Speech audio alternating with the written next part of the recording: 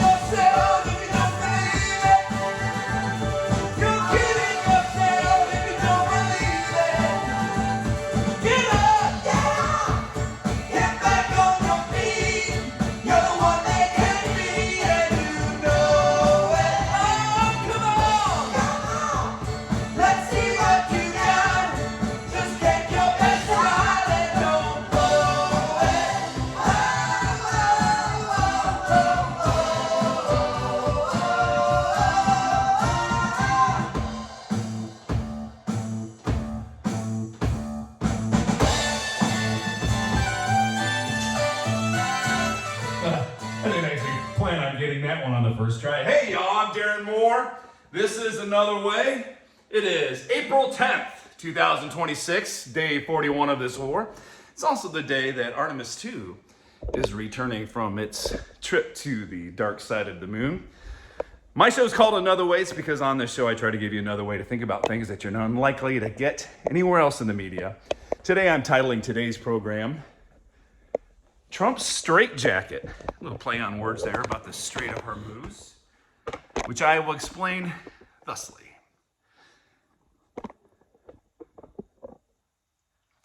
Yes, my friends, Trump is fooling himself about this ceasefire being a victory. He's fooling himself of whether he can have serious and productive negotiations with anyone from this regime. And he's acting like an angry young madman over the fact that Iran refuses to give him what he has demanded. With this ceasefire, Trump has become all carrot and no stick. Instead, he seems to have reversed Teddy Roosevelt's famous maxim, speaking wildly and carrying no stick. However, since his unhinged talk about ending a civilization, their entire civilization on Tuesday, he's made no public appearances. And he's pulled a Biden, hiding in his basement and carrying on his presidency by merely tweeting. Now, let's start with a question. Why did the Iranian regime close the strait in the first place? Answer: to stop the war and force America to the negotiating table. So who won here? We are capitulating to them. Like in the Korean War and in Vietnam, the winner is surrendering to the loser. They knew that Trump didn't have the resolve to do what it takes to destroy this regime and open the strait. They knew that he had tied his own hands. This is why I'm calling this episode Trump's Straitjacket. He has put himself in this straitjacket. They knew how badly he wanted to find a way to end this war, declare victory, and bug out. They suspect that he wants to avoid resuming military operations above all. He wants this to be the end of the war. They knew that Trump wasn't going to do what it takes to open the strait. So now all I could do about it in a straitjacket is twist and shout. So what did we actually get out of this ceasefire? What has he demanded? And to what did Iran concede? What were the things that were so worthwhile that we stopped pressing our military advantage? We still haven't been told.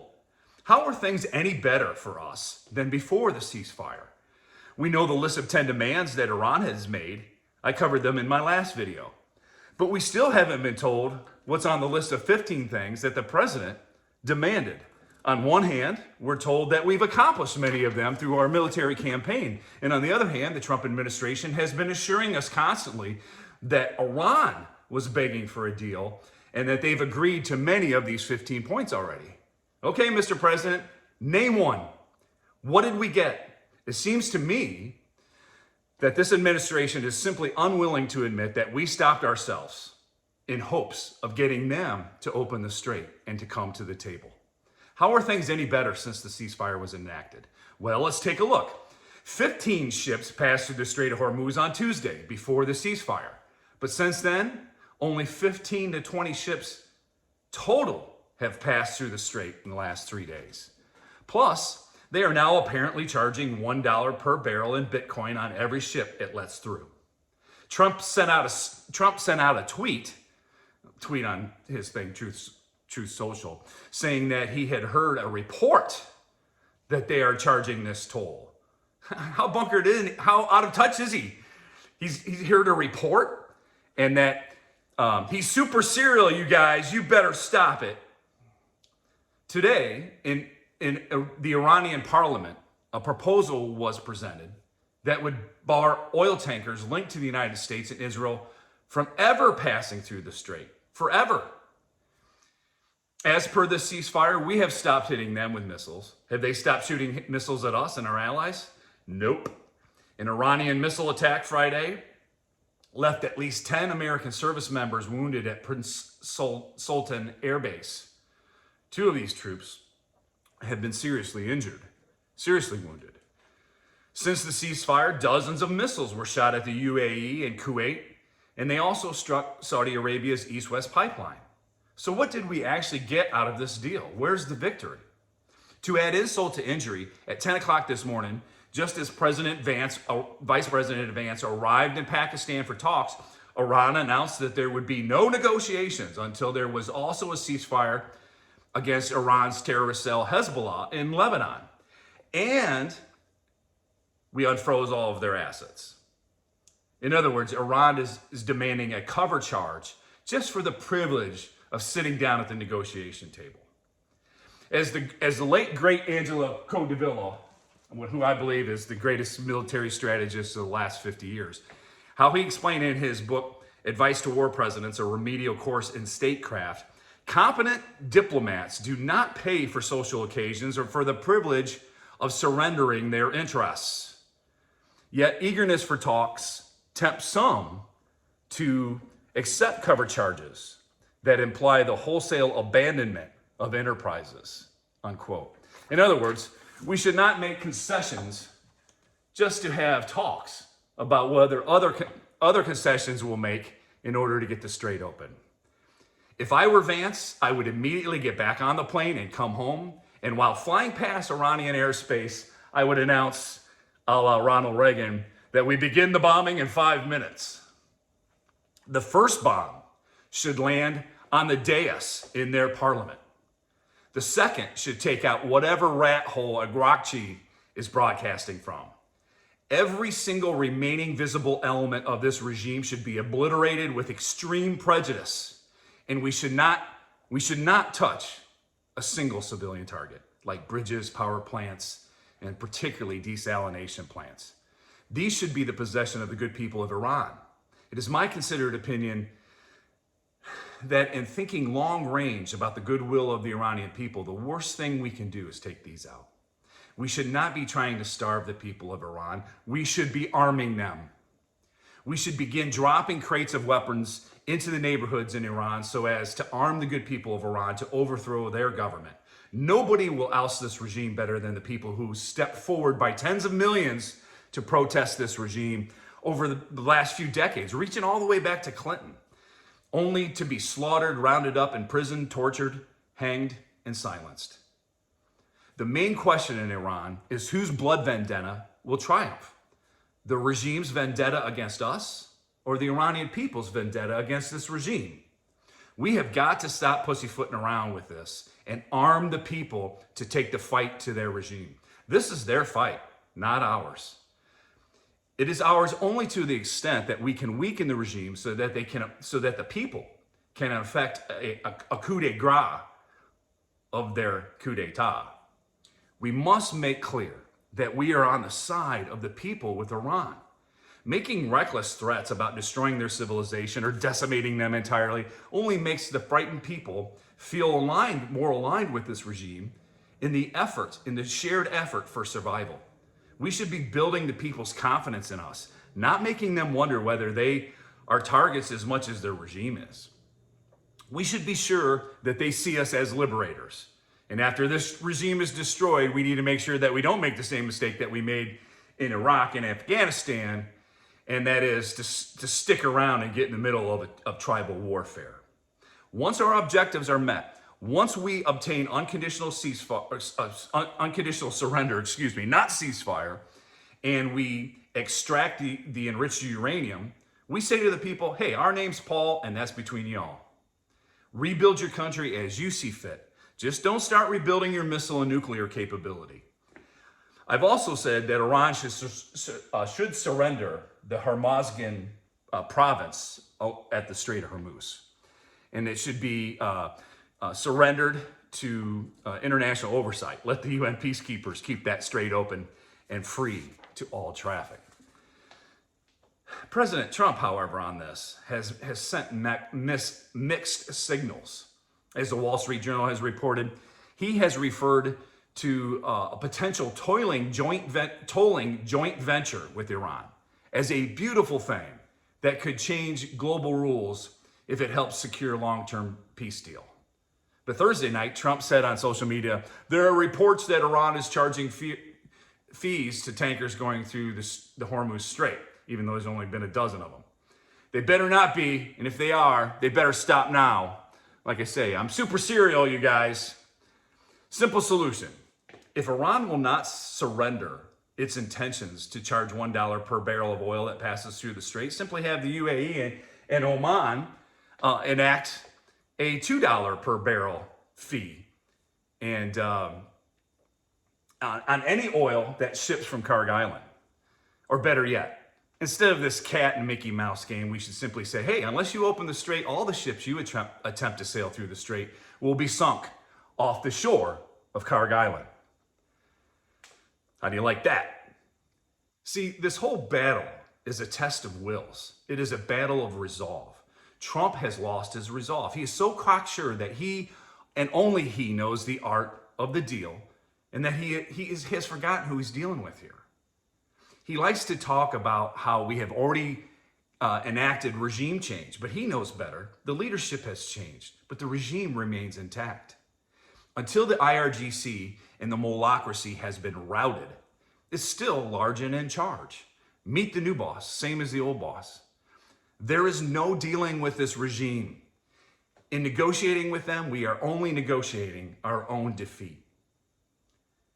If he leaves this regime intact, not only will they proclaim victory, they will have a blood vendetta against us. And their ability to get radicals to conduct suicide terrorism against us will be even greater.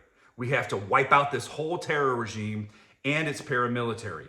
Doing so will enable a new regime, a new ruling class to emerge with a new Weltanschauung, a new way of dealing with the world and dealing with us. Enough of this regime that says death to America like we've heard. We saw the Ayatollah Fredo announced, he made another statement. Of course, Fredo is not talking.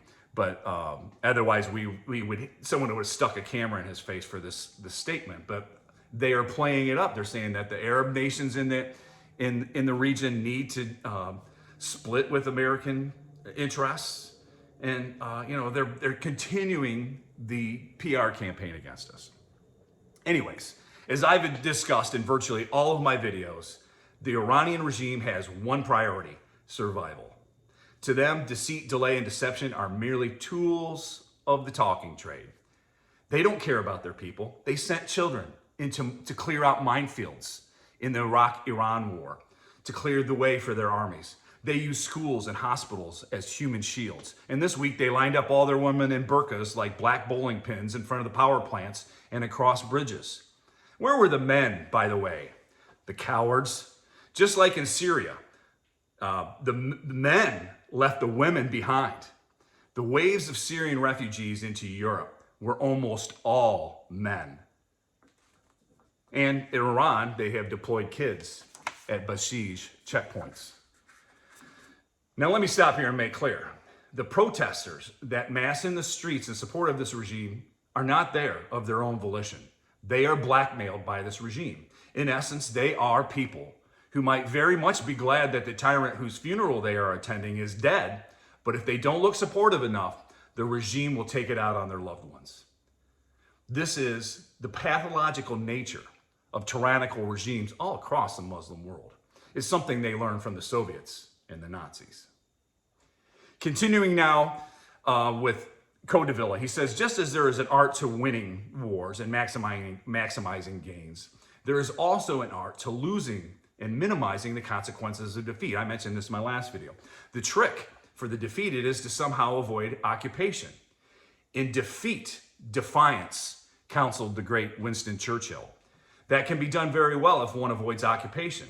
The defeated party must retain enough military power and fighting spirit to limit the winner's demands, or perhaps even limit the winner's gains to only the ones he was able to seize on the battlefield. Doesn't that sound familiar?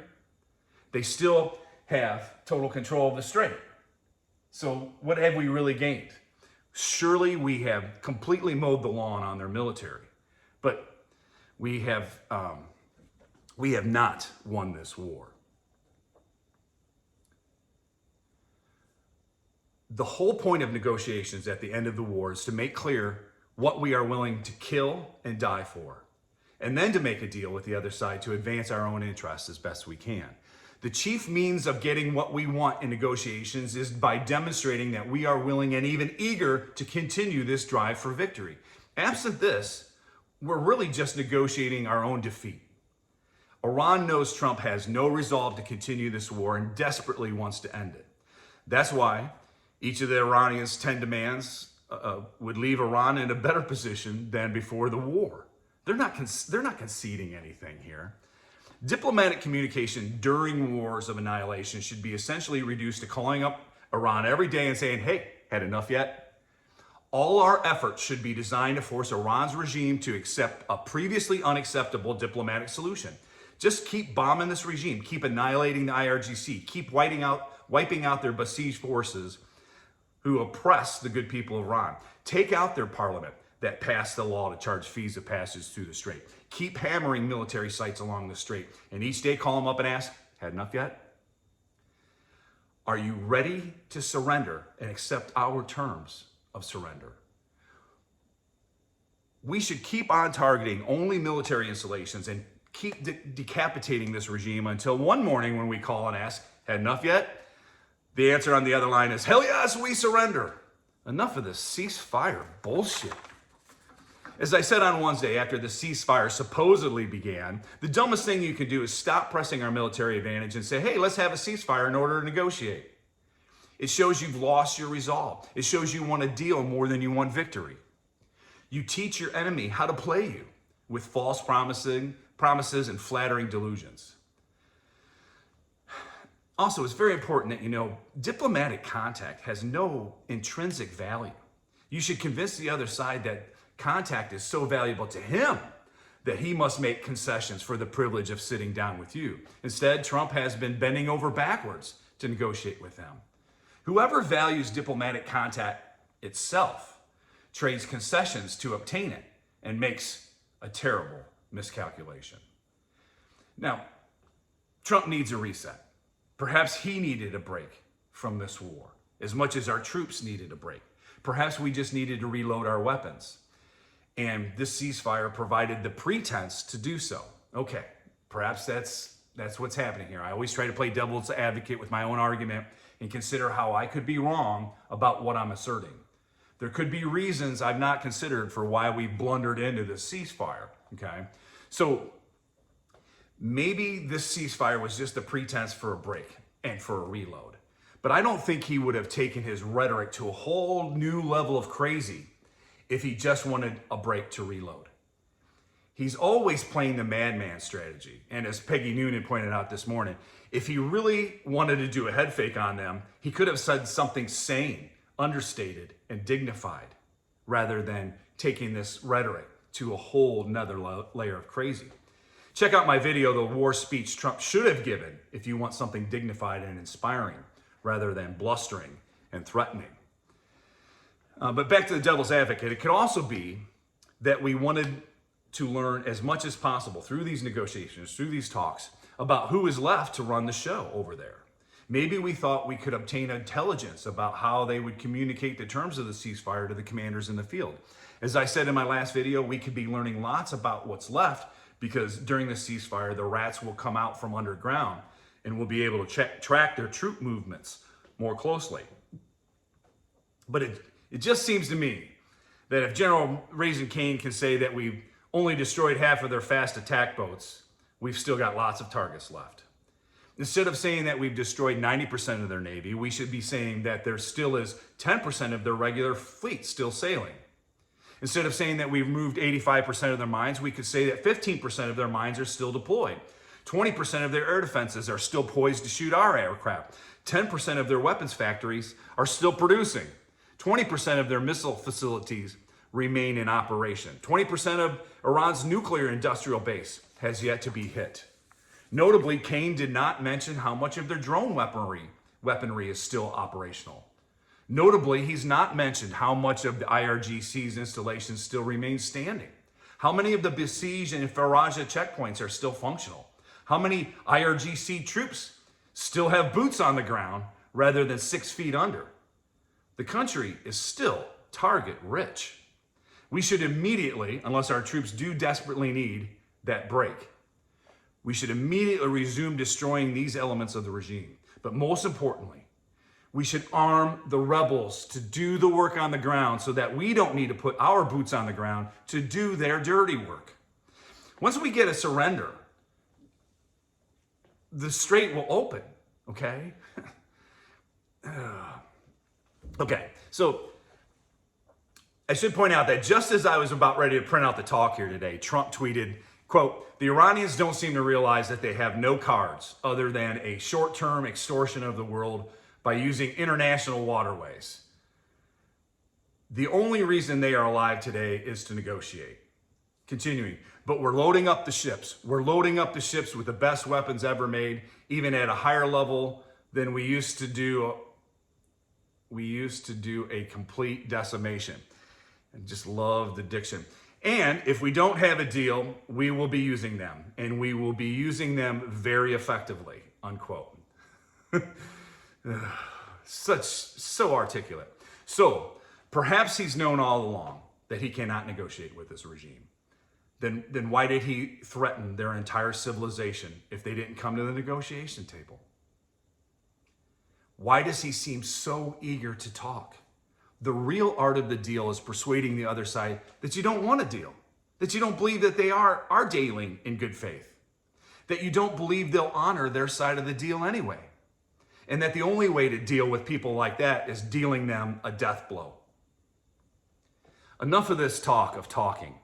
It's time to speak in bullets and talk in slogans of regime change and liberation. It's time to arm and awaken the rebellion within Iran. Trump is right about one thing. We hold all the cards. It's time to royally flush this regime into the sewers of history.